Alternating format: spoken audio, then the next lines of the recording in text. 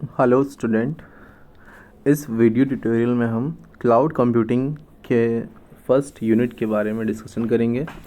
इसका पीडीएफ मैंने आपको ऑलरेडी प्रोवाइड कर दिया है, दोनों ही ग्रुप में, बॉयज़ और गर्ल्स के।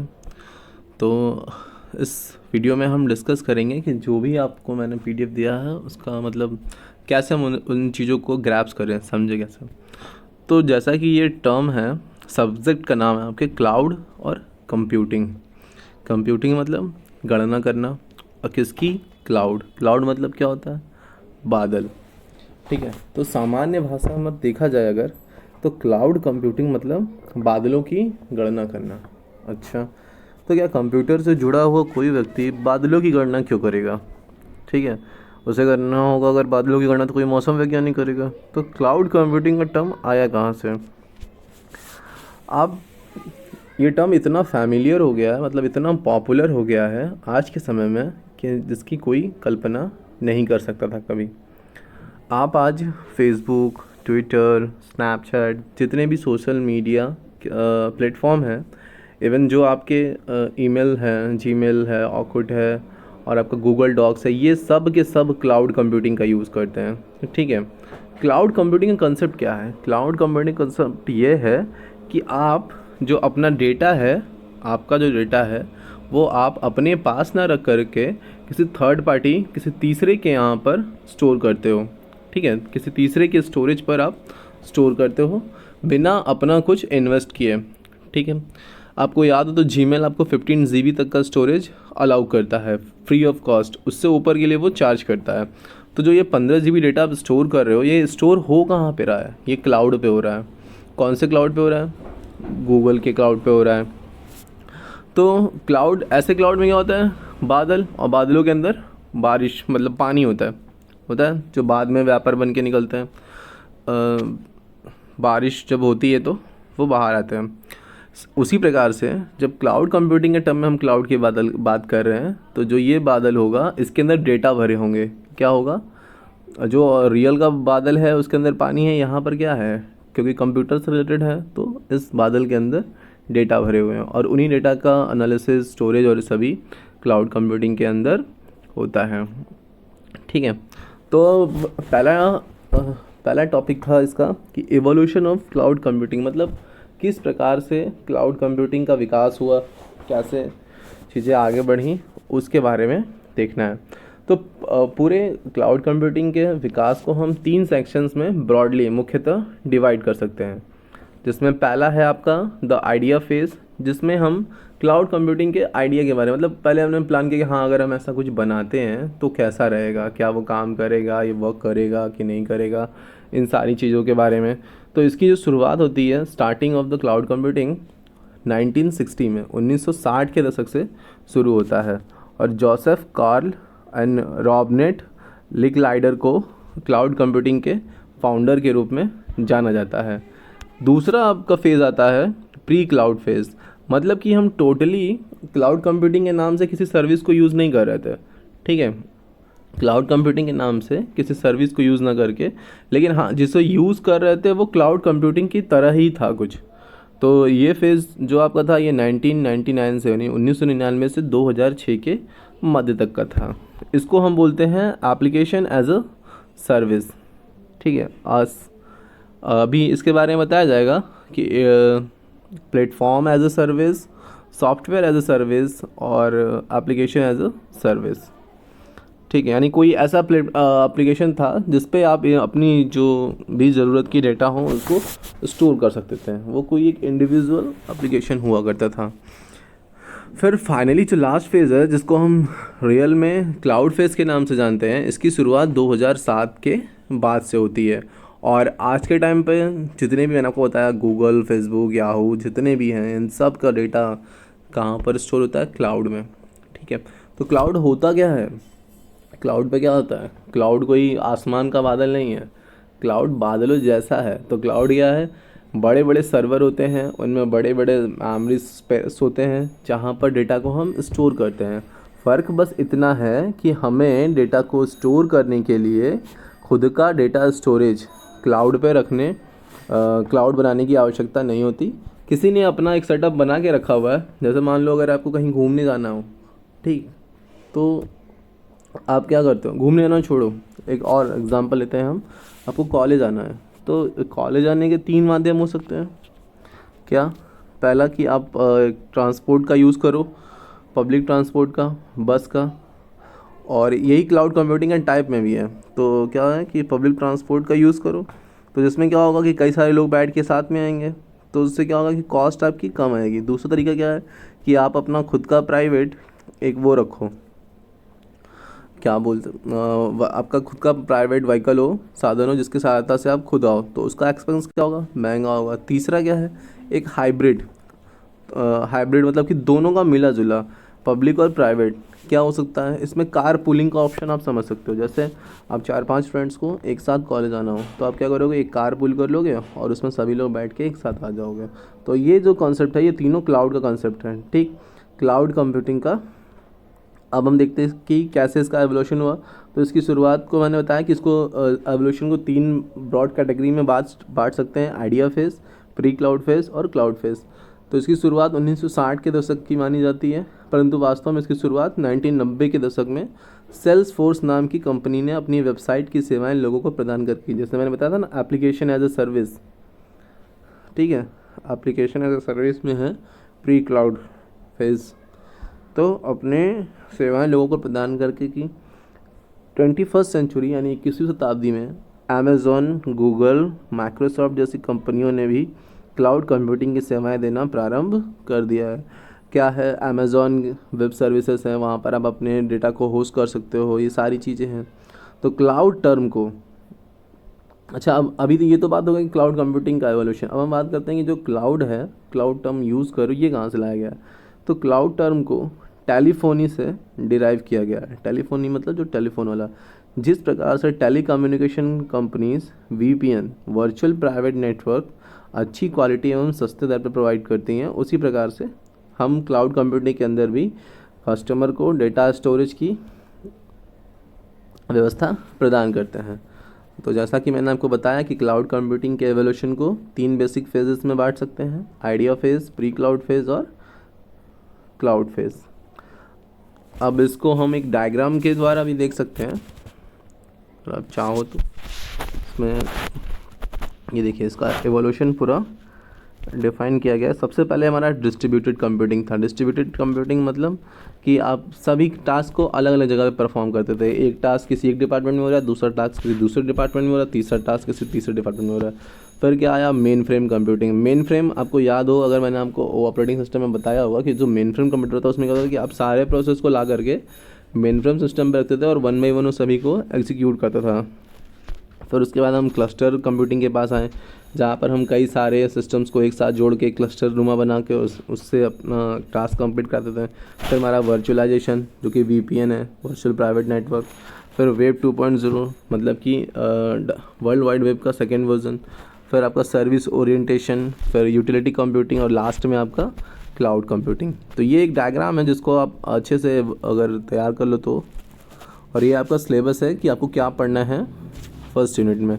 तो क्लाउड कंप्यूटिंग का ओवरव्यू है, उसकी कैरेक्टरिस्टिक्स, एप्लीकेशंस क्या क्या हैं, मतलब कहाँ पर इसको हम यूज़ करते हैं और उपयोग। हाँ, ये टॉपिक आपको छूट गया, इससे मैं देख लेता हूँ। ये इसका पीडीएफ नहीं होगा एप्लीकेशन के, कहाँ इसे यूज़ करते हैं, बेनिफिट्स क्या हैं, चैलेंजेस क्या हैं, ठीक है। एप्लीकेशन इसका गूगल डॉक्स, ये सारी चीज़ें हो सकती हैं। अब हम बात करते हैं क्लाउड कंप्यूटिंग के बारे में। तो जैसा कि आपको एक शुरुआत में ही मैंने इसका ब्रीफ डिस्क्रिप्शन दे रखा है, फिर भी हम इसमें इसकी परिभाषा को समझने का प्रयास करते हैं। यह एक ऐसी टेक्नोलॉजी है जो आपके पूरे कंप्यूटिंग इंफ्रास्ट्रक्चर, पूरा का पूरा कंप्यूटिंग इंफ्रास्ट्रक्चर मतलब हार्डवेयर और सॉफ्टवेयर दोनों को ऑनलाइन करता है, मतलब सब कुछ ऑनलाइन होता है। यह इंटरनेट एवं रिमोट सेंट्रल सर्वर की सहायता से डेटा तथा एप्लीकेशन को मेंटेन करता है। क्योंकि जो देखिए, रिमोट एप्लीकेशन सर्वर मतलब क्या, जो सर्वर है वो कहीं दूरी पर है। ऐसा तो है नहीं कि वो जहाँ पे आप है वहीं पे सर्वर है, वहीं डेटा आप रख रहे हो। तो कहीं दूरी पर है तो उसको एक्सेस कैसे करेगा, इंटरनेट की सहायता से। फेसबुक, हॉटमेल, ऑरकुट, यूट्यूब इत्यादि बेसिक एवं ज़्यादातर यूज़ किए जाने वाले क्लाउड कंप्यूटिंग के उदाहरण हैं। जैसा ये आपका ये वीडियो ही है, इसे हमने अपलोड किया हुआ है। तो कहाँ पर अपलोड किया है, क्या कॉलेज ने खुद का अपना कहीं डेटाबेस बनाया है? नहीं, हमने यूट्यूब के द्वारा प्रोवाइड किए जाने वाले स्पेस का यूज़ किया और वहाँ पर अपने डेटा को अपलोड कर दिया। ठीक। और जैसे कि आपको बताया था मैंने, प्री क्लाउड फेज में हम application as a service use करते थे, यहाँ पर software as a service. Cloud computing को हम SaaS software as a service भी कहते हैं।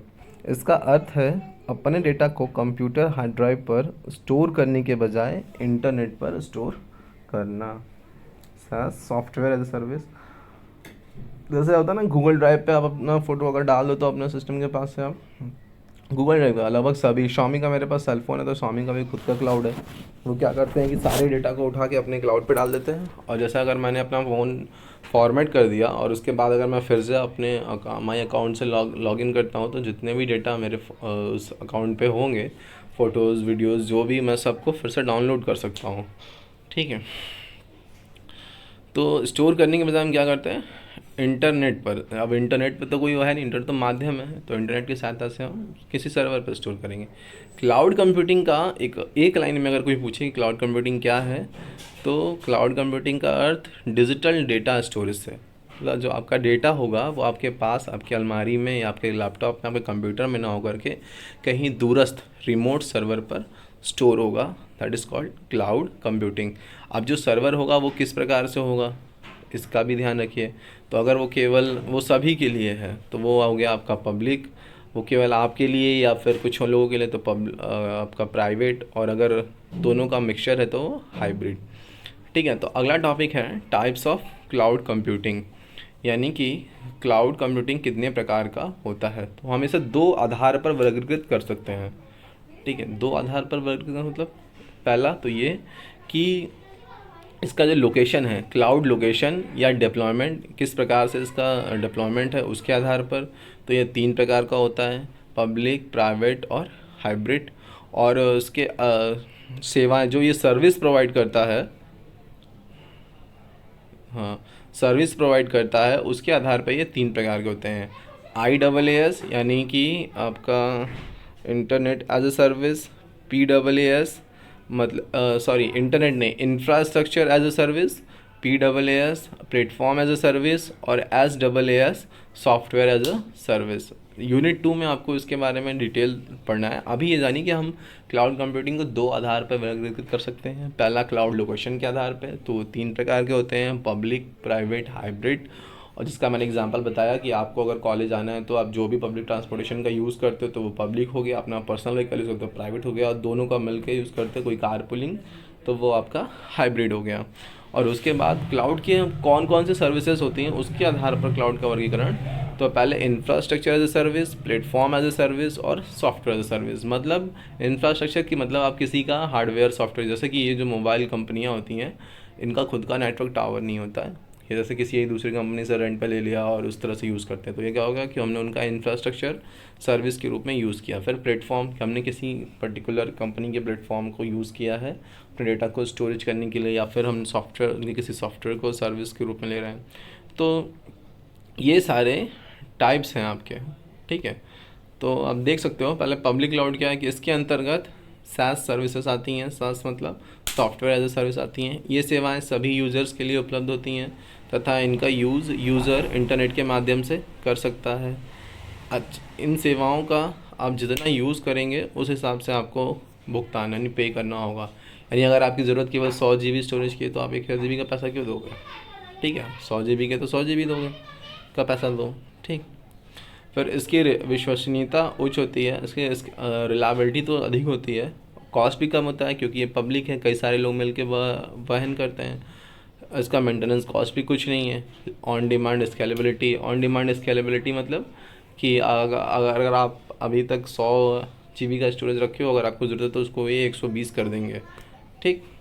फिर उसके बाद क्या है कि इसमें सिक्योरिटी का खतरा अधिक होता है, इसलिए ये क्रिटिकल एक्टिविटीज़ के लिए सूटेबल नहीं है। सिक्योरिटी थ्रेट्स क्यों, क्योंकि ये पब्लिक है, कई सारे लोग इसे एक्सेस करते हैं, तो जिसके कारण इसमें सिक्योरिटी थ्रेट्स होने के चांसेस ज़्यादा हैं। नेक्स्ट है हमारा प्राइवेट क्लाउड।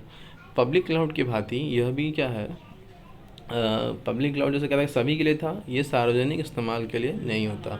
इसका यूज़ बड़ी कंपनियों एवं संस्थाओं के द्वारा अपने स्वयं के डेटा का निर्माण एवं मैनेजमेंट के लिए किया, जैसे यूट्यूब, फेसबुक, इन सब का खुद का क्लाउड होगा, ये अपना प्राइवेट क्लाउड यूज़ करते हैं, ठीक। यह हाई सिक्योरिटी, कस्टमाइजेशन, स्केलेबिलिटी इनकी अच्छी होती है। अब सिक्योरिटी अच्छी होगी क्योंकि कोई और बाहर का आदमी नहीं है, और यह पब्लिक क्लाउड की तुलना में एक्सपेंसिव होता है। जाहिर सी बात है कि अगर आप अपना प्राइवेट जेट करके जाओगे तो उसके लिए आपको ज़्यादा पे करना पड़ेगा कंपैरिजन में आप फिर फ़्लाइट लेते हो, ठीक। हाइब्रिड क्लाउड क्या है? यह पब्लिक और प्राइवेट का मिला जुला स्वरूप होता है।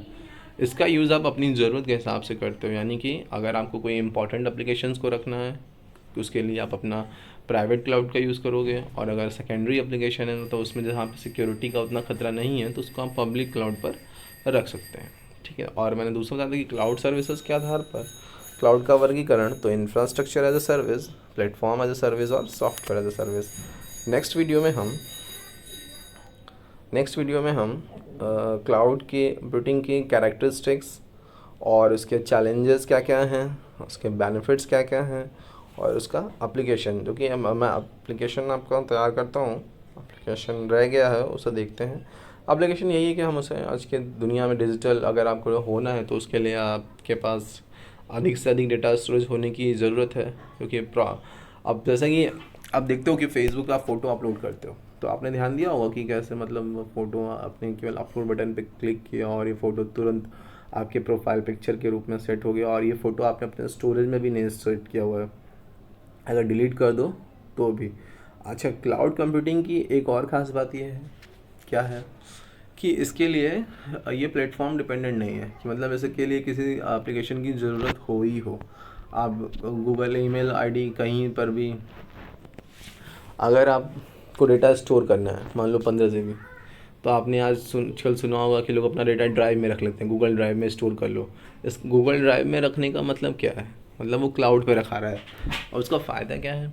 अगर आपने अपना डेटा अपने मोबाइल या कंप्यूटर पे रखा हुआ है तो उसके लिए जब भी आपको डेटा की ज़रूरत पड़े, ठीक है, जिस भी समय आपको आपके डेटा की ज़रूरत पड़े तो उस समय जो आपका मोबाइल या कंप्यूटर वो आपके पास होना चाहिए, आप उसको एक्सेस कर सको, ठीक। लेकिन अगर आपने क्लाउड पे रखा हुआ है तो उस पर आपके हार्डवेयर की डिपेंडेबिलिटी ख़त्म हो जाती है। आप इंटरनेट के माध्यम से अपना ईमेल पासवर्ड डाल के लॉगिन करो, और जो भी डेटा आपने अपने ड्राइव पर जो कि क्लाउड है उस पर स्टोर करके रखा हुआ है उसे आप आसानी से एक्सेस कर सकते हो, उसे आसानी से यूज़ कर सकते हो। हाँ, इसमें सिक्योरिटी थ्रेट्स हैं। क्या थ्रेट्स है कि आप जहाँ पर डेटा रख रहे हो कहीं वो आपका डेटा किसी और को लीक ना कर दे, जैसे कि फेसबुक ने किया था कि कैम्ब्रिज एनालिटिका नाम की कंपनी थी जिसको फेसबुक क्या करने वाला था कि अपने कस्टमर जितने भी यूज़र हैं उनका डेटा लीक कर रहा था क्या, बेच रहा था उन्हें। तो ये चीज़ें हो सकती हैं, यहाँ पर सिक्योरिटी थ्रेट्स होता है। तो जब भी आप किसी क्लाउड का चयन करोगे अपने यूज़ के हिसाब से करोगे, अपनी ज़रूरत के हिसाब से, और उस बंदे की भी रिलायबिलिटी को देख कर करोगे कि वो बंदा विश्वसनीय है कि नहीं। अगर वो कंपनी या व्यक्ति विश्वसनीय नहीं है तो आप उसकी सेवाएं नहीं लेंगे, आप किसी अन्य व्यक्ति का चयन करेंगे और उससे अपनी सेवाएं लेंगे। आसान सा सब्जेक्ट है, इसे केवल समझना है अपने दैनिक जीवन से। आज के समय में हम चारों तरफ से क्लाउड कंप्यूटिंग से घिरे हुए हैं, पूरा का पूरा, क्योंकि मुझे नहीं लगता कि आप में से कोई हो, बहुत कम बच्चे ही ऐसे हैं जिन्होंने इन चीज़ों को एक्सपीरियंस नहीं किया होगा। सबका अपना ईमेल आईडी होगा ही, सबका अपना रजिस्ट्रेशन फॉर्म होगा, सभी ने यूराइज पोर्टल को देखा है, सभी रजिस्ट्रेशन फॉर्म भरते हैं, तो ये सभी क्लाउड कंप्यूटिंग के एग्जाम्पल। नेक्स्ट वीडियो में हम इसके चैलेंजेस, एप्लीकेशन एवं बेनिफिट्स के बारे में डिस्कशन करेंगे।